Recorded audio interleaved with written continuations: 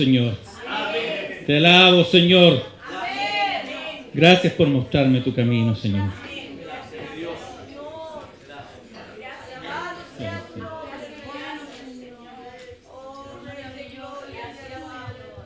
Buenos días, hermanos. Es un placer, un honor estar aquí frente a ustedes hoy. Estoy feliz. Estoy feliz. Sé que Dios me ha hablado en mi vida. Y lo está haciendo. Gracias, Señor. Para empezar, quiero agradecer porque Dios una vez más confirma lo que yo traía hoy. O sea, no lo que yo traía. Yo había preparado otra cosa.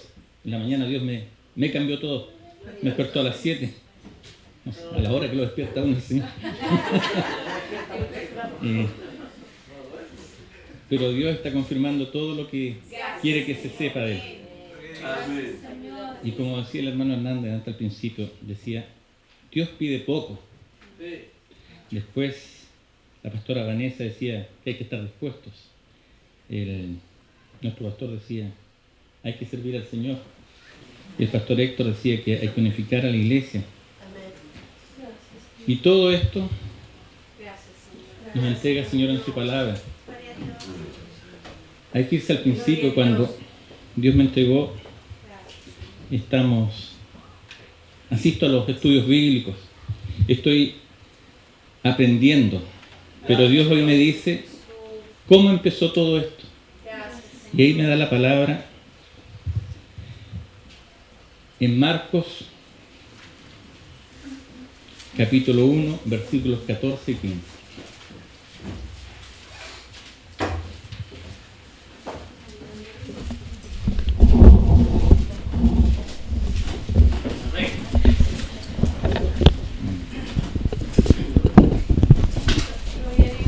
Y dice así.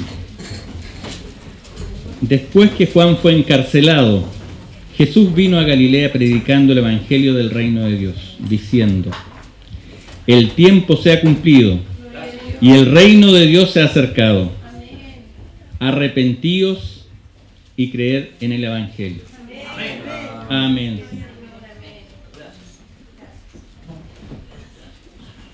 Como decía nuestro hermano coordinador, Dios pide muy pocas cosas y cosas simples. Nos dice, arrepiéntanse y tengan fe. Ese es el principio de todo. Para ser cristianos, no debemos pensar que debemos tener una decisión personal. No porque hayan nacido en una familia cristiana o en un lugar de tradición cristiana o toda la parentela sea cristiana, yo lo seré. Nosotros decimos, no somos judíos, no somos musulmanes, no somos budistas, no somos de esta religión o de esta otra. Así que si yo pertenezco a una familia cristiana, estoy listo. Pero no es así.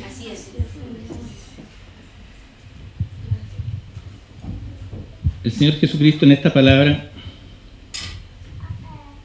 nos dice arrepentíos y creer en el evangelio. Nos vamos a enfocar en creer en el evangelio. Esta es una decisión personal y nos dice hay que arrepentirse y creer. Somos adultos y debemos tomar nuestras decisiones en forma libre y consciente. Los judíos pensaban que ellos, por ser hijos de Abraham, eran hijos de Dios. Eran el pueblo escogido. Y era verdad, Dios los había escogido. Pero no bastaba hacer solamente llevar la sangre de Abraham. Juan el Bautista les advirtió respecto a esto y les dijo que estaban en una grave equivocación.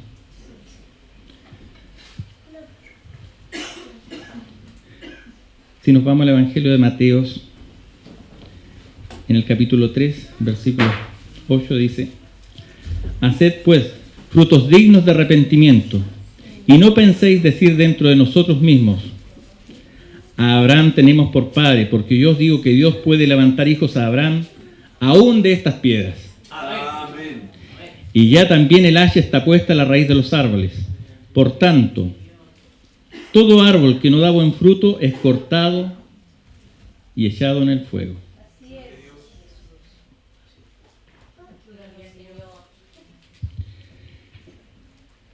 Cuando el cristianismo ya llevaba un par de siglos, el hombre una vez más quiso ayudarle a Dios con las nefastas consecuencias que eso tiene.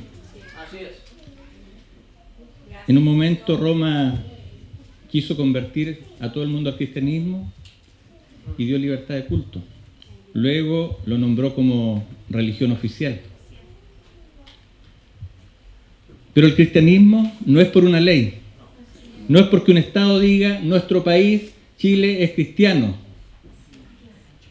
No es porque vengamos de una familia cristiana, no es porque mi padre ha sido cristiano, es por lo que yo tengo que decidir. La forma que tenían ellos de ser cristianos no respetaba la decisión de cada ser humano, la libertad que tenemos de elegir y la libertad que Dios nos dio con el libre albedrío.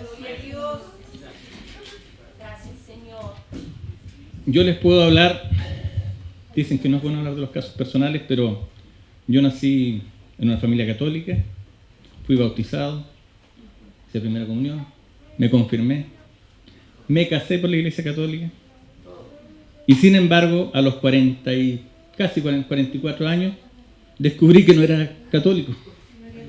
Y no porque haya tenido todos esos sacramentos, no era un católico. Pensé que lo era toda la vida y lo defendía a rajatabla. Lo defendía, pero sin tener idea de dónde estaba. Era por las escuchas, por las oídas. Tampoco es la estadística cuando dicen Chile tiene, no sé, voy a inventar números, un 40% de católicos, un 15% de evangélicos y las otras religiones un 5%. Y el resto son agnósticos, ateos o no responden. Las estadísticas no dicen quién es cristiano. Todas esas estadísticas, créanme que son falsas. Dios no se basa en estadísticas. Cada persona elige libremente. Anoté una palabra aquí que me llamó la atención y dice, no sé en realidad quién la escribió, pero dice, una decisión impuesta por la fuerza nunca llegará a producir un amor auténtico por Dios. Gracias, Señor. Podemos ser orientados. Sí, para eso existen, por ejemplo, los estudios bíblicos. Vengamos. Pero no por venir al estudio voy a ser cristiano. La decisión la tomo yo, la toma usted. Eso es lo que quiere el Señor. Que cada uno decida en conciencia, en corazón, en espíritu, ser cristiano. Cristiano no es porque tenga que traer a mi familia. Lamentablemente mis hijas no puedo asegurar que vayan a ser cristianas. En su momento va a ser su decisión. Yo solamente las tengo que orientar.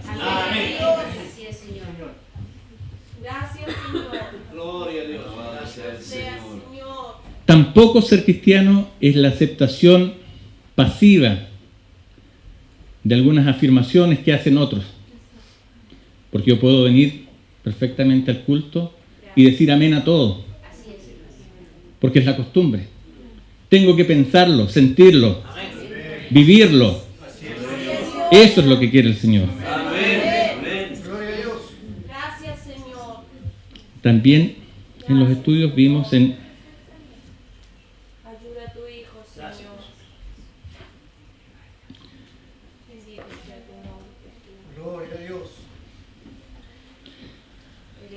vimos el caso del carcelero de Filipo, ya, con Pablo y Silas. Ellos encarcelados y de repente viene un terremoto. Dice un gran terremoto. O sea, no era el temblor que sentimos en Cantera. Era un gran terremoto, me imagino el 27F. Se cae todo. Y el carcelero, ¿qué les pregunta? ¿Qué debo hacer para ser salvo? Pero ya Cristo nos había dicho: arrepentirse y tener fe. Estamos hablando de la fe hoy en día. De la fe. Y ahora, ¿qué es la fe? La fe, hay una definición bien bonita y que no me la puedo aprender. No me la puedo aprender. Es preciosa. Hasta lo ocupan en charlas motivacionales y todo. Pero encontré una aquí que me gustó bastante. Que dice: podemos decir que la fe es la confianza en alguien a quien consideramos superior a nosotros mismos. Por ejemplo, es creer en lo que no se ve, en el espíritu. bien hermano Raúl. Muchas veces la compara uno con creer, no es lo mismo que tener fe, porque creer en lo físico es lo que uno ve, y la fe es algo que no se ve, que sí. Amén. Claro, cuando decimos que creemos en Dios, estamos reconociendo que Dios es superior a nosotros. Es superior, es más sabio. Tiene todas las cualidades que yo quiero tener y más. Me pasó en las vacaciones de invierno, fui con Emilia, fuimos a Santiago, y yo no conozco Santiago. Y quisimos ir a un lugar, nos subimos al metro, el metro va diciendo dónde va, pero ya después había que alejarse del metro. Nos bajamos y pregunto: ¿dónde queda el Museo Mirador Interactivo?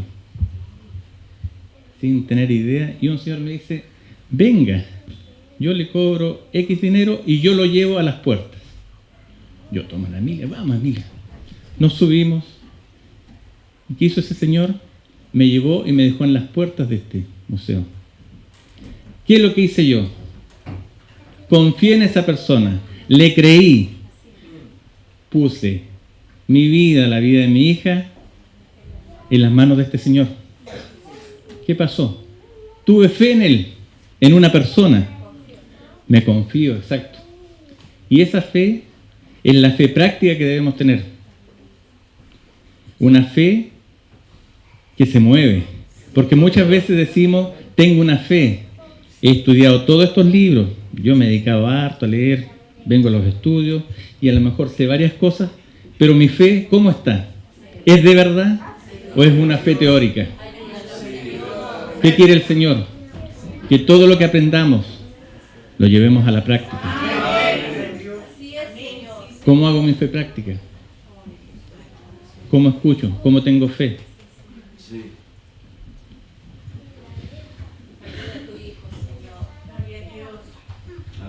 Podemos creer que nuestro Señor Jesucristo nos va a llevar al reino de los cielos, ¿cierto? Pero si realmente no nos ponemos en sus manos, no vamos a llegar. Lamentablemente no vamos a llegar. Debemos entregarnos a Él. Si decimos que creemos en Jesucristo, es porque nos entregamos a Él. No hay obstáculos. Pasaré una prueba, pasaré otra, pasaré 1000 pruebas, pero mi fe sigue estando en Cristo. Gloria a Dios.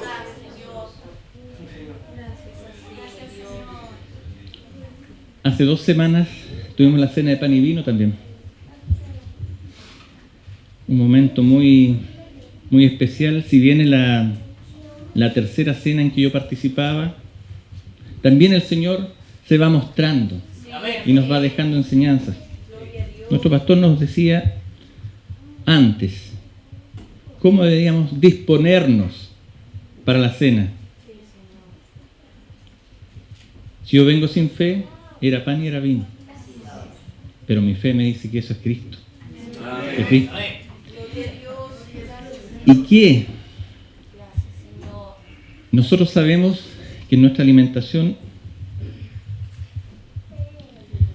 cuando tenemos hambre, la dieta básica chilena es el pan. Y en muchos países, al igual que los judíos. Así que cuando tenemos hambre, nosotros vemos una panera con pan y ¿qué hacemos? Lo comemos. No miramos el pan y decimos que está rico. está lindo el pan, lo voy a dejar ahí. Cuando yo tengo hambre y quiero comer pan, voy, lo tomo y me lo como. Es lo mismo que debemos hacer con la fe. La fe nos hace movernos. Si yo creo en algo, me muevo y me como eso. Ahora, ¿qué nos quiere decir Jesús con esto? ¿Qué nos dice? Yo soy el pan de vida. ¿Cuándo es el pan de vida? Cuando uno come el pan, ¿qué pasa? Las proteínas y demás cosas que lleva dentro se asimilan y se hacen parte de uno. Lo mismo, la fe nos lleva a hacer que nuestro Señor Jesucristo se impregne dentro de nosotros y ya es parte nuestro. Genera músculos dentro de nosotros, va a generar grasa, va a generar una cantidad de cosas y eso nos va a hacer mover. Eso es el cuerpo de Cristo. Hagamos que nuestra fe nos alimente de Cristo. Crezcamos. Que nuestros hijos crezcan fuertes con la alimentación de Cristo. Eso es, hermanos, el mensaje de nuestro Señor hoy día. La fe, hagamos la práctica. Aprendamos, pero todo lo que tenemos que aprender debe ingresar a nosotros y engrandecernos. Amén.